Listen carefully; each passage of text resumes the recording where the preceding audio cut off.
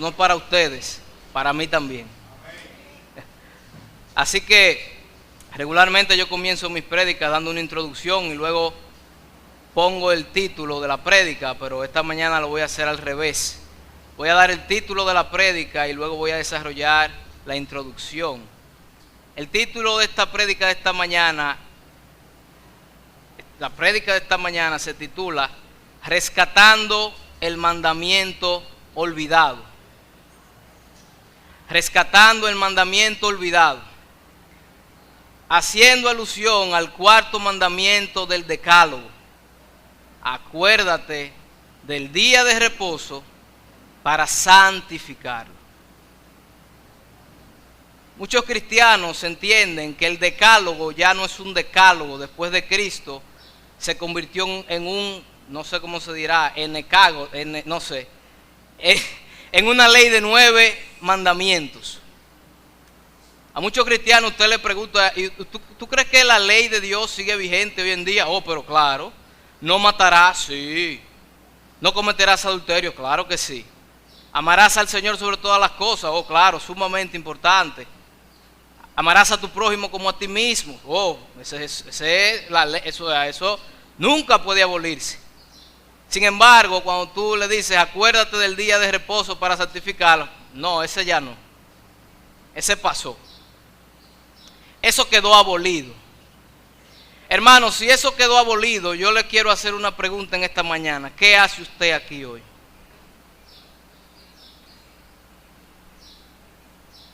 Y la respuesta más correcta que nos han enseñado en la escuela dominical, y la que usted seguramente me daría, es que usted vino a adorar a Dios. A eso usted vino, ¿sí o no? Sin embargo, nosotros decimos eso con nuestra boca, pero nuestra actitud en el templo y durante este día indica todo lo contrario.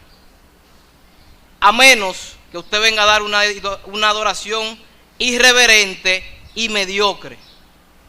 ¿Por qué lo digo? Muchos de nosotros venimos aquí con una actitud incorrecta en este día. Muchas personas se la pasan punchando el celular al momento de la adoración y al momento de la prédica. Muchas personas se la pasan pasillando durante todo el servicio. Otros salen allá afuera y se quedan allá afuera hablando con el hermano, como si aquí no estuviera pasando nada. Otros durante la adoración se quedan hablando con el que tienen al lado o punchando su celular o haciendo todo menos lo que se supone que deben estar haciendo si vienen a adorar a Dios. Así que yo le voy a decir por qué usted está aquí en esta mañana. Usted no está aquí en esta mañana por ese mandamiento. Lamentablemente muchos de nosotros estamos aquí por tradición y por costumbre. Y eso es lo que dice su vida y su comportamiento y mi comportamiento en este día.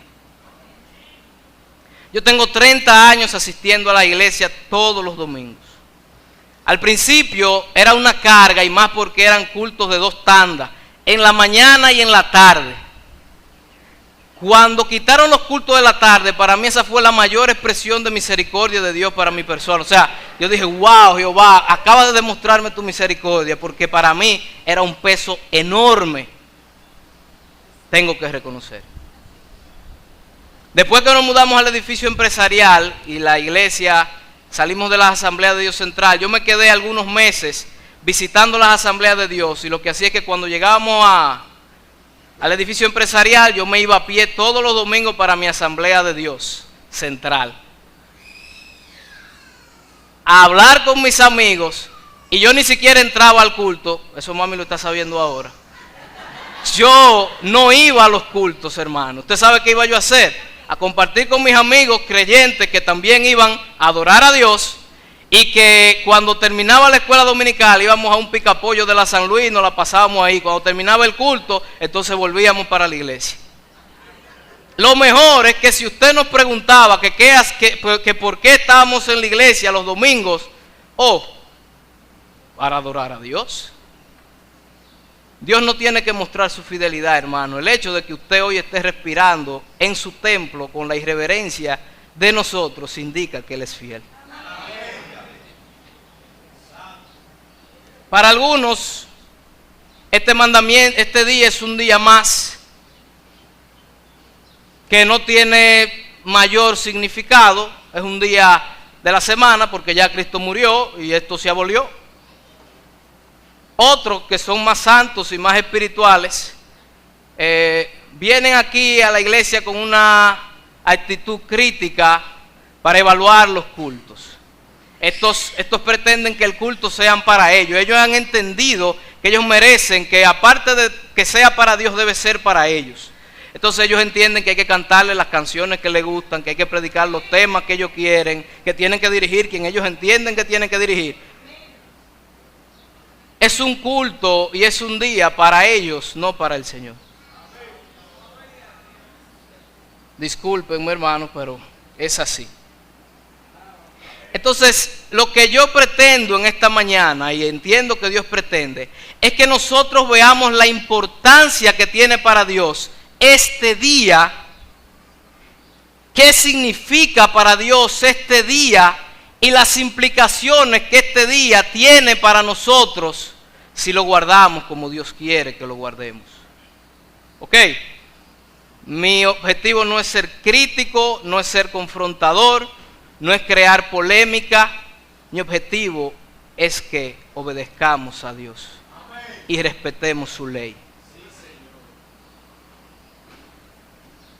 Esa ley moral de Dios no se le ha eliminado ningún punto en ningún momento. Más adelante lo demostraremos. Entonces vamos a ver el día de reposo desde el Génesis. En Génesis yo le voy a decir qué pasaje buscar porque si no, no terminamos hoy.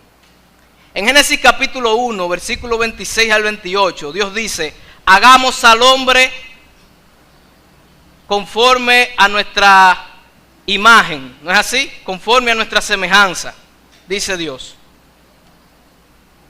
Es decir, que el hombre es hecho en el huerto conforme a la imagen y semejanza de Dios. ¿Qué quiere decir eso? Eso quiere decir que usted y yo, como criaturas hechas a imagen y semejanza de Dios, deberíamos parecernos en nuestro carácter ¿a quién? A Dios, porque Él es nuestro creador.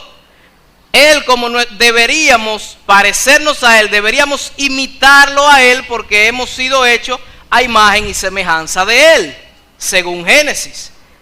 A mí muchas personas me dicen que yo tengo rasgos y actitudes de mi padre. Es lógico porque parte de su genética yo la comparto. Entonces yo me parezco porque Él es mi padre. Si usted es hijo de Dios y de hecho es criatura de Dios, debería parecerse a quien lo creó. Debería imitar a quien lo creó. Pero otra cosa interesante en este pasaje y más adelante en Génesis 2:15, vemos que no solamente fuimos hechos a imagen y semejanza de Dios, sino que también se nos dio trabajo desde el principio de la creación. En Génesis 2:15 dice: entonces el Señor tomó al hombre y lo puso en el huerto del Edén. ¿Para qué? Para que lo cultivara y lo cuidara. Yo no sé cómo usted le llama eso, pero eso es trabajo. Es decir, que el trabajo no lo hizo Dios como castigo, como dice el merengue. El trabajo lo hizo Dios para dignificar al hombre y honrar al hombre. El trabajo está desde antes de la caída. El trabajo no es una consecuencia del pecado. Desde que Dios puso a Adán en el huerto, le dijo: mira, tú tienes que cultivar el huerto y tienes que cuidar el huerto. Y tienes que ejercer señorío sobre todo lo que hay. Le dio mucho trabajo a Adán. Ahora, la pregunta siguiente es: ¿tenía el hombre que trabajar los 7 días de la semana, las 52 semanas del año, los 365 días del año sin descansar? ¿Acaso Dios pretende que el hombre trabaje los 7 días sin reposo para su cuerpo? Lógicamente que no, hermanos. ¿Y por qué podemos llegar a esta conclusión? Bueno, en Génesis capítulo 2, versículos 1 al 3, no está ahí directamente, pero podemos deducirlo con mucha facilidad. Dice: así fueron acabados los cielos y la tierra y todos sus huestes, y en el 7º día completó Dios la obra que había hecho. ¿Y qué hizo? Y reposó en el día 7º de toda la obra que había hecho. Vamos a dejarlo hasta ahí. Si nosotros hemos sido hechos a imagen y semejanza de Dios y tenemos que imitar a Dios en lo que Él hace, la pregunta que tenemos que hacernos es, ¿por qué Dios duró 6 días para crear el mundo? ¿Acaso Dios no tenía suficiente poder para crearlo en un día? ¿O necesitaba 6 días para crear? Hermanos, el poder de la palabra de Dios es creativo. Dios habla y es. Sean los animales del mar de toda la categoría que usted quiera, y ahí están todas las especies marítimas. El poder de la palabra de Dios, o sea, la palabra de Dios tiene poder de crear. Dios pudo haber diseñado todo este mundo en su mente y decir, sea el mundo tal como yo lo estoy pensando, y ¡plum! Aquí está todo. Dios no necesitaba 6 días para hacer el mundo. Eso es lo primero. Lo segundo, y más curioso todavía, es por qué decide Dios descansar en el 7º día. ¿Acaso Dios se fatiga y se cansa? Bueno, Él no puede cansarse porque Isaías 40:28 dice, ¿acaso no lo sabes? ¿Es que no lo has oído? El Dios eterno, el Señor, el creador de los confines de la tierra, no se fatiga ni se cansa y su entendimiento es inescrutable. Dios no necesita descansar.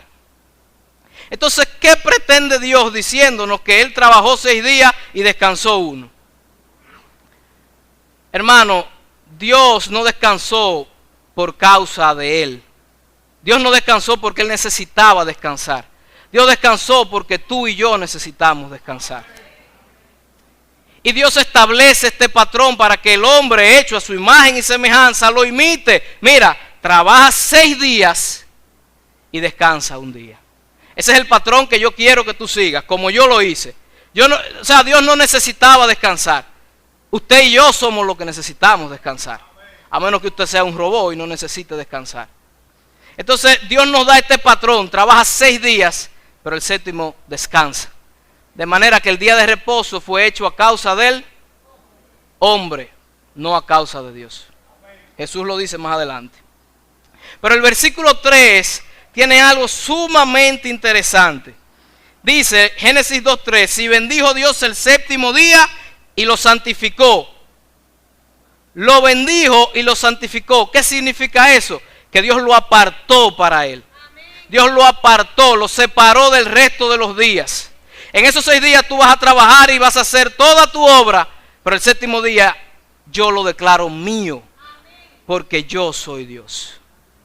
Eso significa santificar, apartar para Dios. Dios lo apartó para su uso exclusivo, no para tu uso y para mi uso, sino para su uso. Porque Él es Dios y es el creador. Y usted se somete a eso, quiera o no quiera. Porque usted no se creó a usted mismo. De manera que aquí dice que lo bendijo y lo santificó. Y dice ¿por qué? Porque en Él reposó de toda la obra que Él había creado y había hecho. De manera que el día de reposo tenía una connotación o una conmemoración ¿a qué? A la creación de Dios. Él lo santificó para conmemorar lo que Él había creado, para conmemorar su culminación de su trabajo. Y por eso, esa era la connotación que tenía en el Génesis. Más adelante, Dios agregó una connotación adicional, no diferente, sino adicional. Este día no solamente debía el pueblo de Dios guardarlo con una connotación creacional, sino que vayamos a Deuteronomio capítulo 5, versículos 12-15.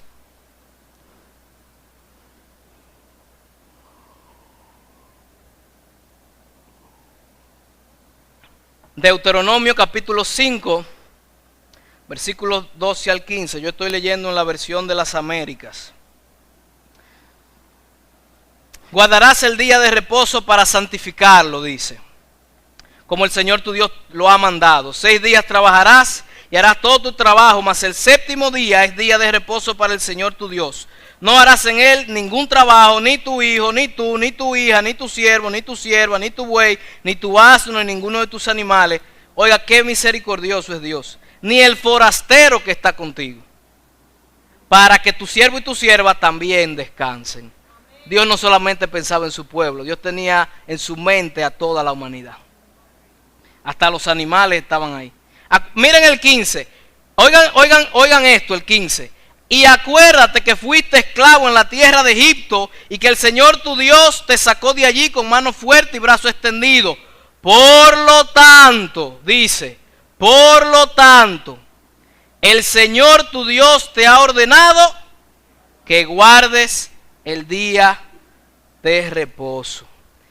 ¿Qué connotación adicional le agregó el Señor después que liberó a su pueblo de la esclavitud en Egipto? Ahora no solamente tenían que conmemorar su creación, sino que tenían que conmemorar su redención. Acuérdate que fuiste esclavo en la tierra de Egipto y el Señor te sacó con brazo poderoso y extendido. Por lo tanto, por eso guardarás el día de reposo. Entonces tenemos dos connotaciones por las que Dios separó este día y lo santificó. ¿Para uso de quién? De Él, no para uso de nosotros. No para hacer lo que a nosotros nos dé la gana, porque este día no es para ti, dice el Señor, que este día es para Él. Para conmemorar su creación y en ese tiempo entonces la redención de su pueblo. Ahora bien, si usted piensa que esto que yo estoy hablando es un disparate, porque con la muerte de Cristo este mandamiento fue abolido, porque entonces usted estará pensando, bueno, pues entonces tenemos que seguir circuncidándonos y tenemos que seguir haciendo todas esas leyes ceremoniales. Yo le voy a preguntar algo, ¿acaso en el decálogo dice te circuncidarás? ¿Usted lee eso en alguno de los mandamientos? ¿Acaso usted lee alguna de esas leyes ceremoniales de la fiesta de las gavillas, de los sistemas sacrificiales? ¿Usted ve eso en el decálogo? No, hermanos. Esas leyes están aparte de los 10 mandamientos, porque esas leyes son leyes ceremoniales, no forman parte del carácter moral de Dios.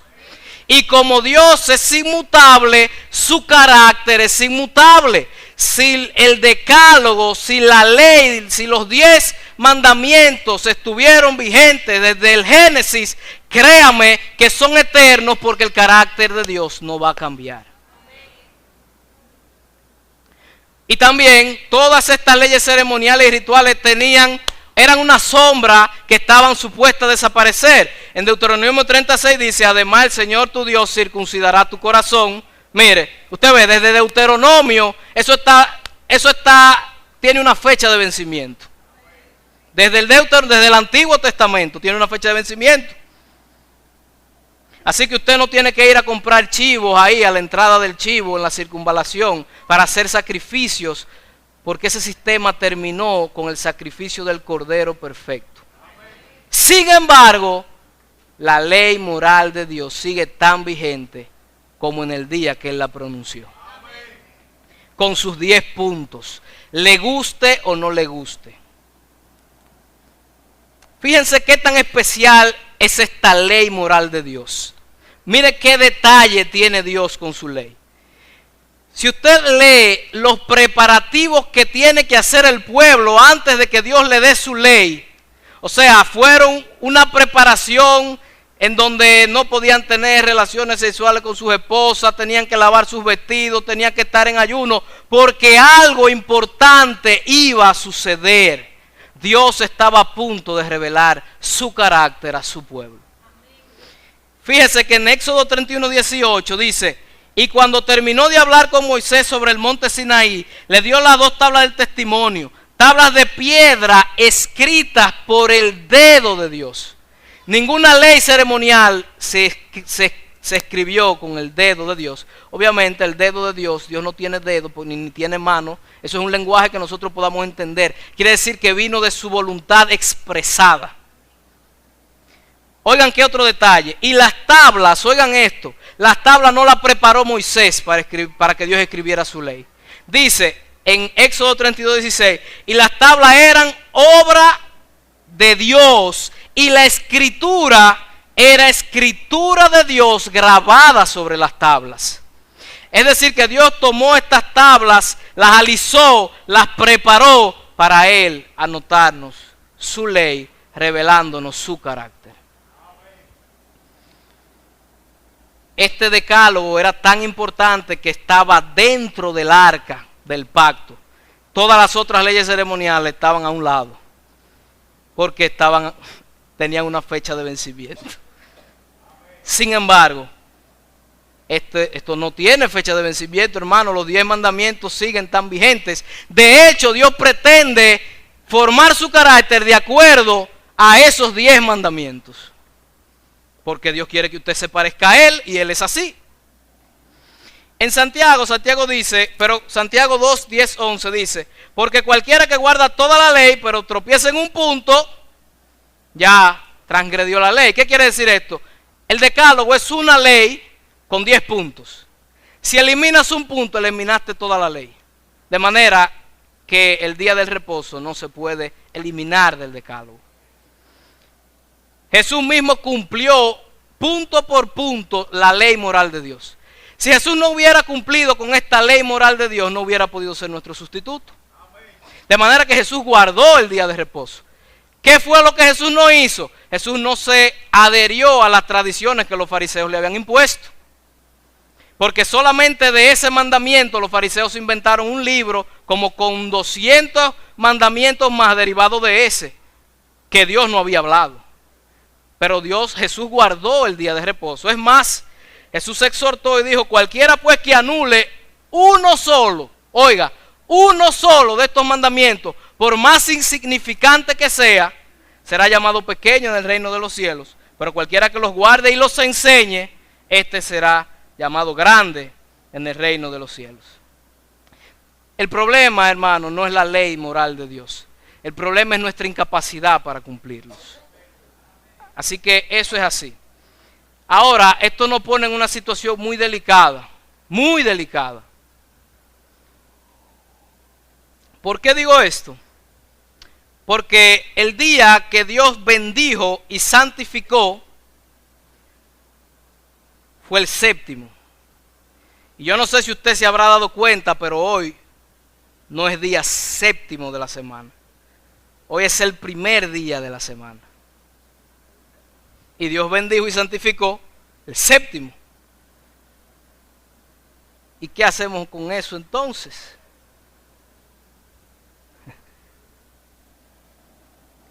Porque entonces un adventista del séptimo día tendría razón, partiendo de esa información. Pero gracias a Dios que nuestra Biblia tiene otra información. Hermanos, ¿qué conmemoraba el día de reposo en el antiguo pacto? Creación y redención de su pueblo. Y este mandamiento no ha cambiado. Este mandamiento sigue tan vigente como en el primer día, como hemos visto. Entonces, ¿qué hacemos con eso? Bueno, el propósito del día nunca va a cambiar, ni cambió. De hecho, en la eternidad nosotros vamos a vivir en un sabbat eterno. Eterno. Pero aquí nosotros tenemos que adherirnos a lo que Dios nos dice que hagamos. Entonces, ¿a qué punto voy con esto? El mandamiento ni su propósito han cambiado. Lo que sí se suponía desde el principio, posiblemente era un cambio en el día. Y yo no pretendo jalar esto por los moños, como dicen. Yo pretendo que la palabra hable a su vida. Si después de esto usted quiere guardar el sábado, bueno, hay iglesias que tienen culto los sábados y usted podrá guardarlo si usted quiere. Pero la palabra no dice eso. O lo dice en el antiguo pacto. Como en el antiguo pacto se conmemoraba la creación y la redención, Nosotros en el nuevo pacto conmemoramos una nueva creación y una nueva redención en Cristo. De manera que el propósito del mandamiento sigue intacto, pero el día supone un cambio. ¿Por qué? Vayamos a Mateo 28, 1 y 2. Hermano, sáquese de su cabeza que esto es un día cualquiera. Esto no es un día cualquiera. Esto es el día del Señor. En Apocalipsis este día le dicen el día del Señor. No un día para usted hacer lo que no le dio tiempo a hacer durante la semana. Y si usted no quiere guardarlo, usted está en rebelión franca delante de Dios. Mateo 28, 1 y 2 dice. ¿Qué dice? Yo quiero que lo busquen. ¿Lo tienen? Leemos. Pasado el día de reposo. Pasado el día sábado, que era el día de reposo. Al amanecer de ¿cuál día? Del primer día de la semana. María Magdalena y la otra María vinieron a ver el sepulcro y he aquí se produjo un gran terremoto porque un ángel del Señor descendió del cielo y acercándose removió la piedra y se sentó sobre ella. Primera evidencia que sugiere un cambio. Jesús completa la obra de nuestra redención un día primero de la semana. Nuestra redención no se completó con la muerte de Cristo. Pablo dice, si Cristo no resucitó, nosotros fuéramos los más dignos de conmiseración. No tiene ningún sentido este evangelio, porque con la muerte de Cristo no se completaba nuestra redención. ¿Cuándo se completa nuestra redención? Cuando Cristo resucita. ¿Qué día se selló nuestra redención? El día primero de la semana. Esa es la primera evidencia. Segunda evidencia. Cuando se reunieron después del día, ese mismo día, se juntaron todos los discípulos porque estaban pasando cosas raras. El maestro dice que resucitó, estas mujeres dice que lo vieron. Y estaban todo el mundo asustado y se reunieron. Y Jesús se aparece en medio de ellos el mismo día, día domingo. Yo no sé si eso tiene que ver con el pasaje que dice que donde estén 2 o 3 reunidos en su nombre, Él iba a estar ahí. Tal vez sí, tal vez no tiene que ver, no sé. El asunto es que hubo un discípulo que faltó a esa reunión. Tomás no fue. No fue Tomás. Vayamos a Juan 20, 24 al 31. Tomás se quedó, no estaba ahí el hombre, y se lo contaron, vayan buscando. Cuando se lo cuentan, Tomás le dice, no, pero yo no puedo creer eso, no. Si yo no entro el dedo en sus heridas, en sus costados y en sus manos, yo no lo creo. Así que dígale que se nos aparezca de nuevo. Y Jesús se le apareció de nuevo. ¿Cuándo se le apareció Jesús? Versículo 26, Juan 20, 26. ¿Qué dice ahí? 8 días después, ¿usted sabe cómo los judíos contaban la semana? Ellos contaban la semana contando hoy. Si Jesús se le apareció el primer día de la semana, domingo, ellos contaron domingo, lunes, martes, miércoles, jueves, viernes, sábado y día 8, domingo. ¿Por qué Jesús no se le apareció el sábado? Porque ellos se reunían, porque ellos guardaban el sábado. Ellos guardaban el sábado. ¿Por qué Jesús no se le apareció el sábado entonces? El asunto es que no fue el sábado que se le apareció. Fue el domingo que se le apareció. 8 días después, dice ahí, sus discípulos estaban otra vez dentro y Tomás con ellos. Se le apareció un domingo, no un sábado. ¿Qué sugiere eso, hermanos? ¿Qué sugiere eso? Pero vamos a darle otra evidencia todavía si no es suficiente. Más. El día de Pentecostés, la primera predicación que tiene frutos de salvación se da en el día de Pentecostés. ¿Usted sabe qué significa Pentecostés? 50. ¿Por qué? Porque se contaban 50 días después de la fiesta de las gavillas, que está en Éxodo. Se contaban 7 semanas, 7 sábados.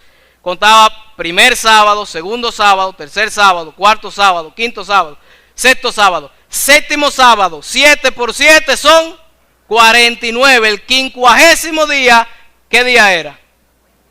Domingo.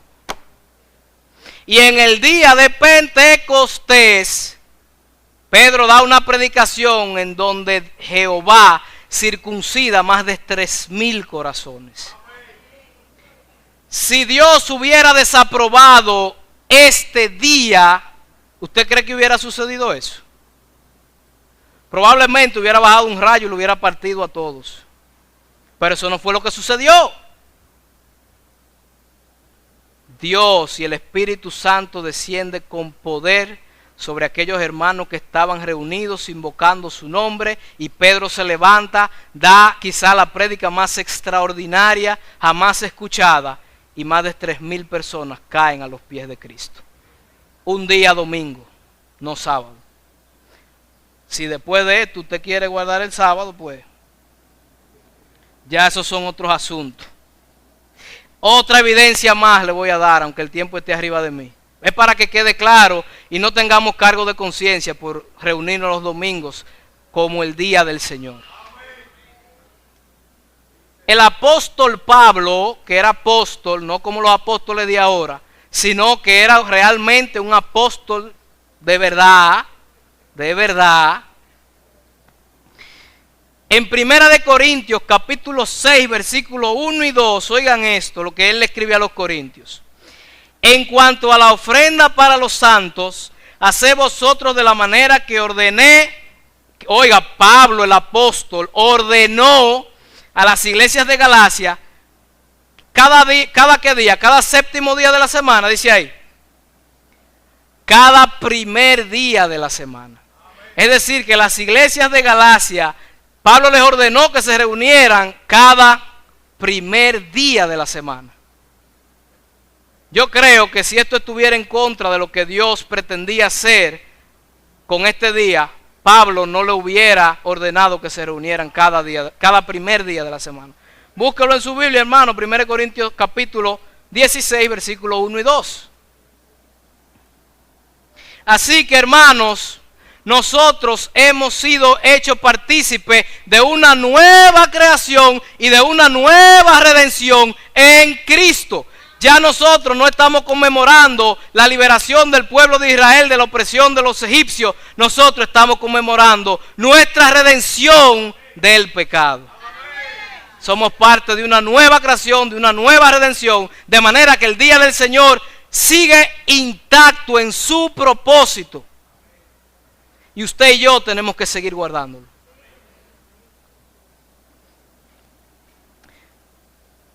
No es, hermanos, que el antiguo pacto fue eliminado. Fue que hemos sido hechos partícipes de un pacto mejor. ¿Y por qué me atrevo a decir que es mejor? Porque el autor de Hebreos dice que es mejor, no yo. En Hebreos 8, 6, 7 dice, pero ahora él ha obtenido un ministerio tanto como mejor, por cuanto también es mediador de un mejor pacto. Yo lo voy a ilustrar con una ilustración que, aunque no es exactamente igual, pero para que podamos entender. Esta ilustración la estoy sacando de un libro de Christopher Wright que se titula Knowing Jesus Through the Old Testament. Que, como dice él dice, bueno, imagínate que tú naciste en la época donde no se habían fabricado los primeros carros a motor. Y cuando tú tienes 5 años, tu papá te promete comprarte un caballo cuando tú cumplas la mayoría de edad para que puedas movilizarte e ir a tu trabajo o hacer lo que tengas que hacer. Pero ¿qué pasa? Cuando tú cumples 18 años, Ford Company tira el primer modelo de vehículo a motor. Y tu papá, para hacerte la vida más fácil, dice, bueno, en vez de yo comprarle un caballo, le voy a comprar este carro último modelo, a motor. ¿Qué usted cree que va a hacer el hijo cuando le entreguen el carro? Le va a decir, no, yo quiero mi caballo, fue un caballo lo que a mí me prometieron. No, hermanos, el propósito del padre era que el hijo se pudiera movilizar, y un carro a motor es mejor que un caballo. Este nuevo pacto no elimina el primero, simplemente lo mejora. Es como un update en un software de su celular. Le dan un update, el celular sigue haciendo lo mismo, pero tiene más funciones, es mejor. ¿Entienden, hermanos? No estamos anulando el antiguo pacto, solo que Dios decidió mejorarlo. Bien, ahora la pregunta que nos compete a nosotros en esta mañana es, ¿y qué tenemos que hacer nosotros respecto a todo lo que hemos estado escuchando? ¿Qué tiene que ver eso con nosotros hoy? ¿Cómo debemos los hijos de Dios guardar el día de reposo? Bueno, pues preguntémosle a Dios, porque este es su día, no es día de nosotros, esto es un día de fiesta para Él, exclusivamente para Él. Olvídese de usted y de darse gusto a usted, dele gusto a Dios, que este es su día. Éxodo capítulo 20, versículo 8. ¿Cómo deben los hijos de Dios guardar este día? Éxodo capítulo 20, versículo 8. Vamos a leer solamente la primera parte porque si lo leemos completo, no terminamos. Éxodo 28 dice, acuérdate del día de reposo para santificarlo. Primera palabra, acuérdate. Viene del hebreo zakar, que significa literalmente, oiga lo que significa ese acuérdate, marcar como para ser recordado. ¿Qué está diciendo Dios con este acuérdate?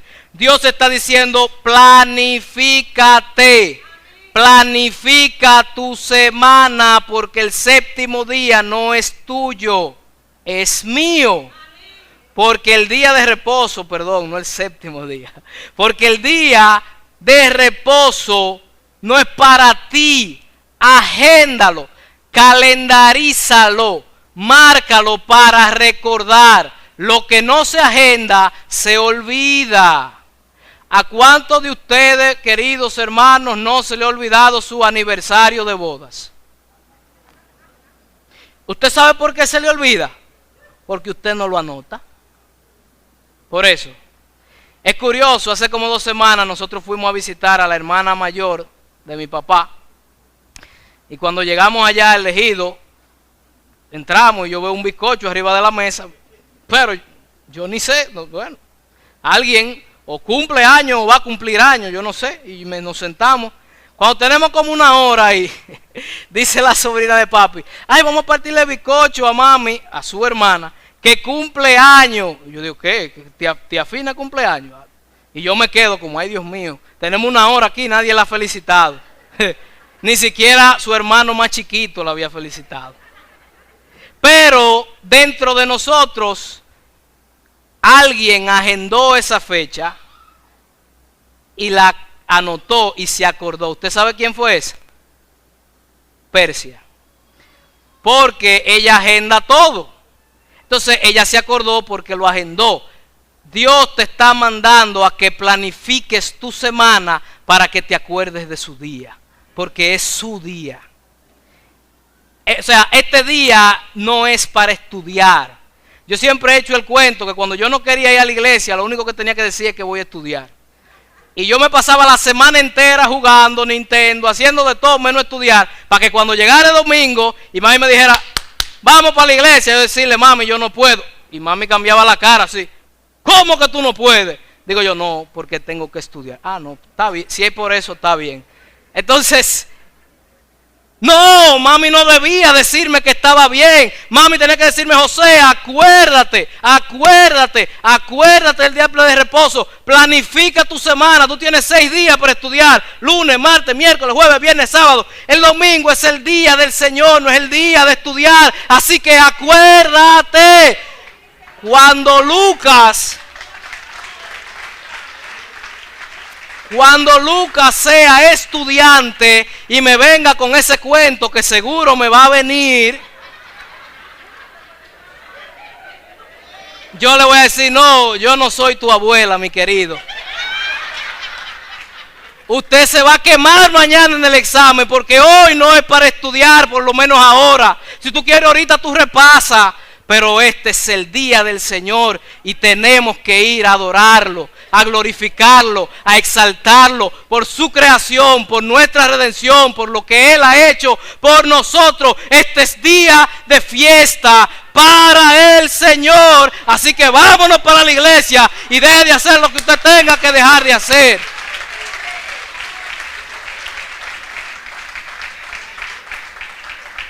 Lo siento, Lucas, no sabe lo que te espera.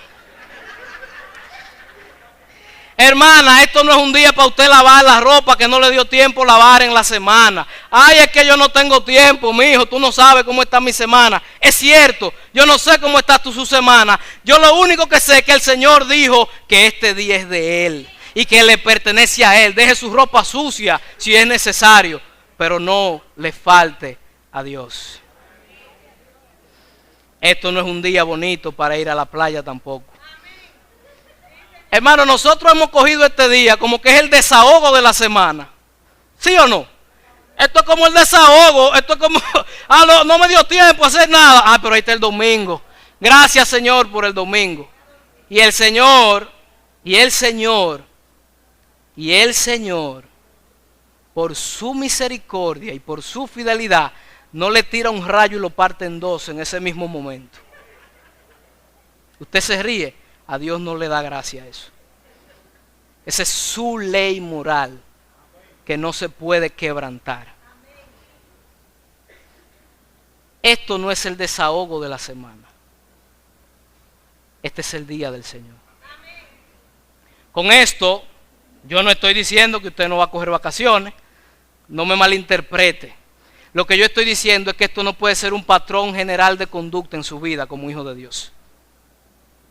Por cualquier quítame tapaja, como dicen en el lenguaje popular, usted no puede dejar de venir aquí. No, que esa es la responsabilidad de los adoradores y de los que van a predicar, porque ellos son los que... Hermano, usted y yo tenemos la misma responsabilidad de venir aquí cada domingo.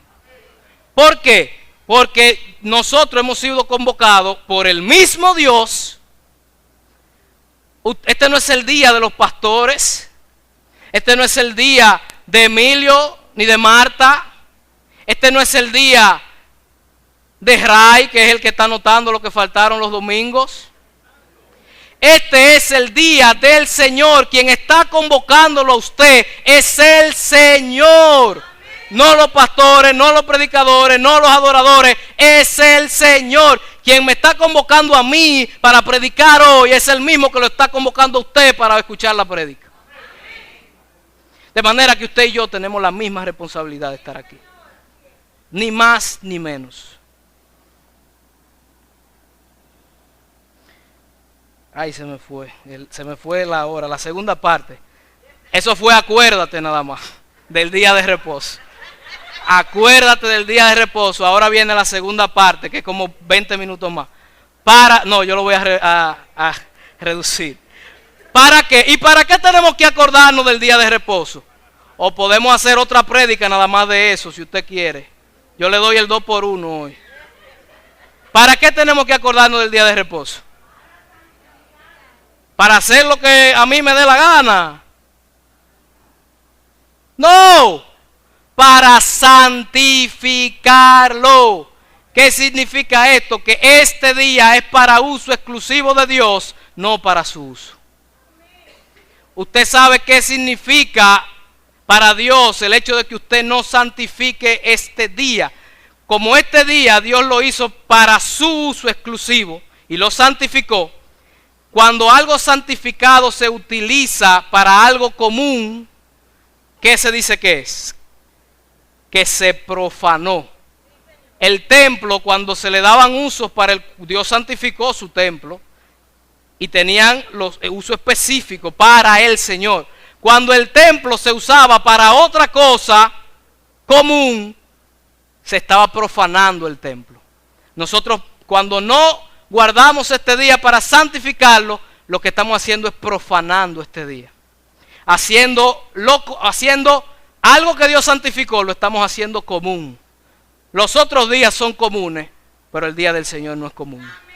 El día del Señor es para Él, para santificarlo. Ahora bien, esto suena como aburrido y pesado. ¿Usted cree que los hijos de Dios deberían ver este día como un sacrificio?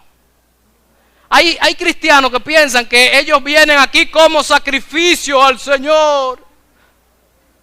¿Usted cree que un verdadero hijo de Dios debe venir a adorar a Dios como un sacrificio? Vamos a ver qué dice Isaías 58, 13, 14.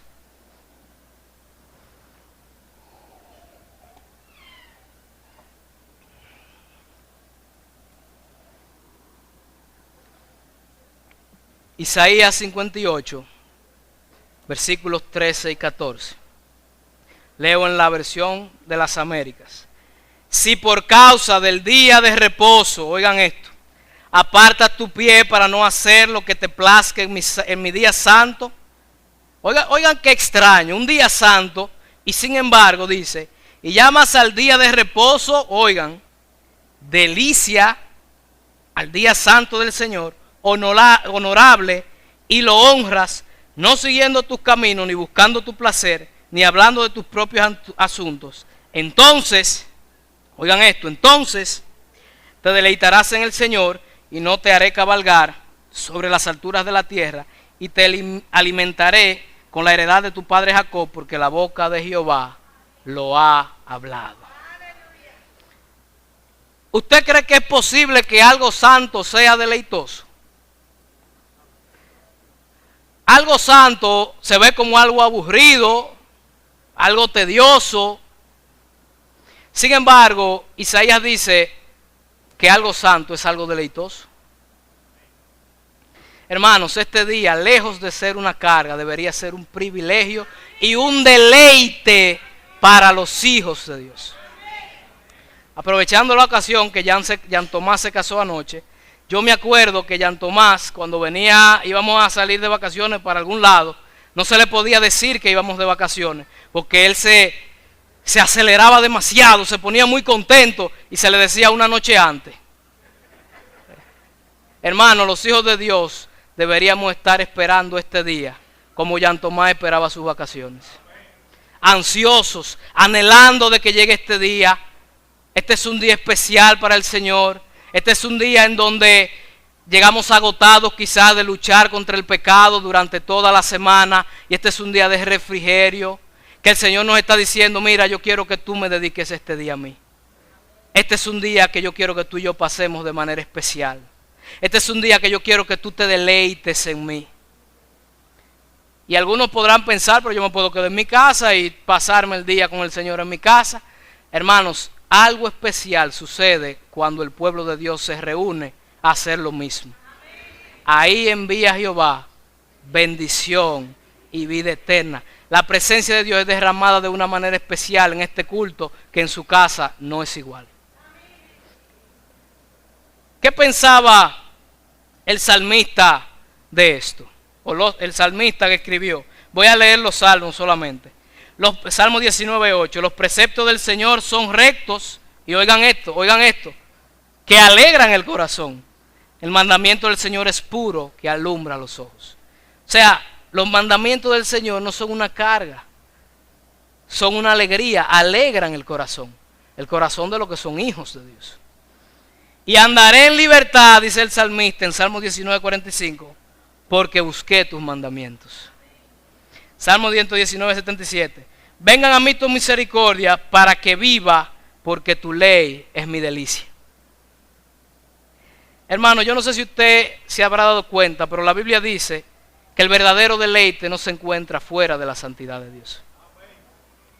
El verdadero deleite se encuentra en Dios y en contemplar su santidad. Y este día es santo para el Señor. Y el Señor pretende que usted y yo, lejos de que esto sea una carga, sea un deleite para nosotros. Dice Salmo 84:10, porque mejor es un día en tus atrios. Cuando yo leía esto cuando era pequeño, yo pensaba que a este hombre le faltaban como 20 tornillos en la cabeza.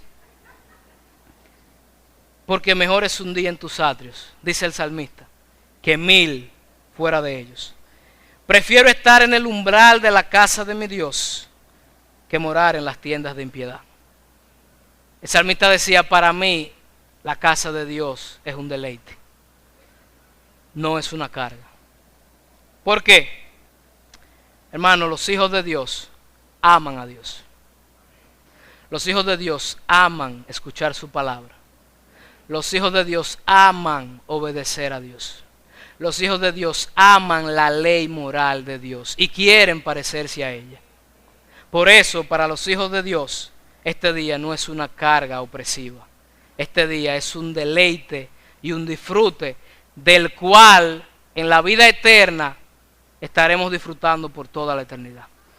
Lo emocionante de la vida eterna no son las calles de oro y el mar de cristal.